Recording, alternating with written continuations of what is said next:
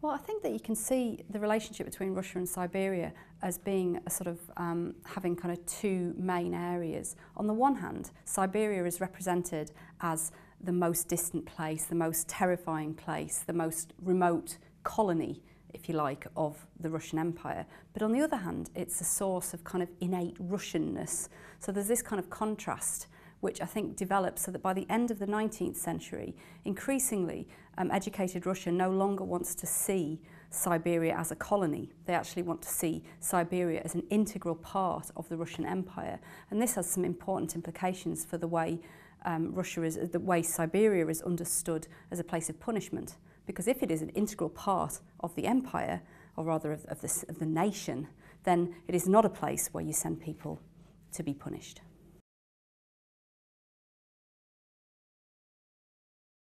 So the impact that the building of the Trans-Siberian Railway had on the relationship between Russia and Siberia was very much that 5,000 miles of track actually shortened the distance between Russia and Siberia, and it brought the empire together much more tightly so that Siberia was no longer the most distant place. What had once taken several months to reach suddenly was achievable within days rather than months.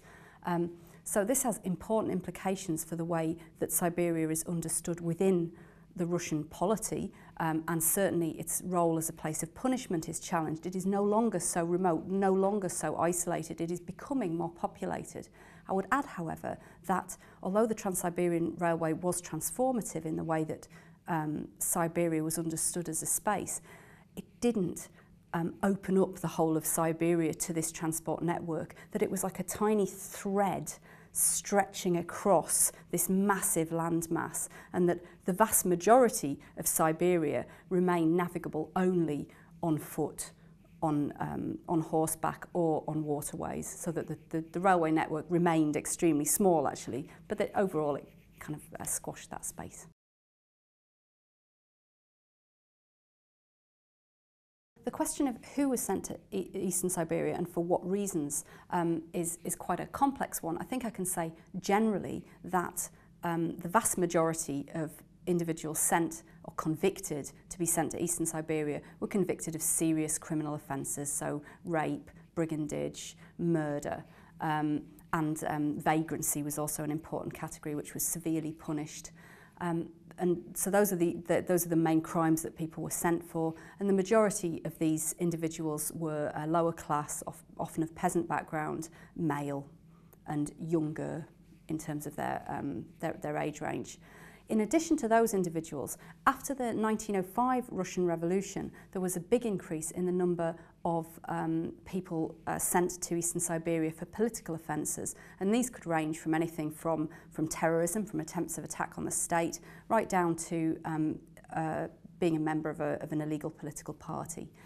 In addition to those categories then of criminals and politicals, you also had what we call administrative exiles, and these were people who were sent to exile without having been through a court of law, and they could be administratively exiled for minor political offences, or they could be administratively exiled by their own community for minor transgressions.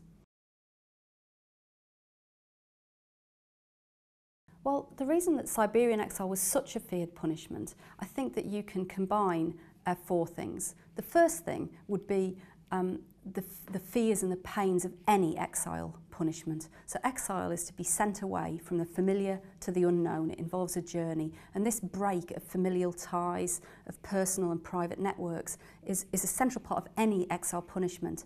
There are things, I think, particular to the Siberian exile experience which really enhance that feeling of fear. And those things, I would say, the three things I would say are the distance, that it's considered to be extremely far away, extremely remote. The climate, that Siberia's climate is exceptionally harsh, it is exceptionally cold, and that even for native Russians it was considered to be extremely fearful. And finally, the isolation, that it is a very sparsely populated region, and so that feeling of being away from everything. I think those are the three things that make Siberia particularly frightening as a destination.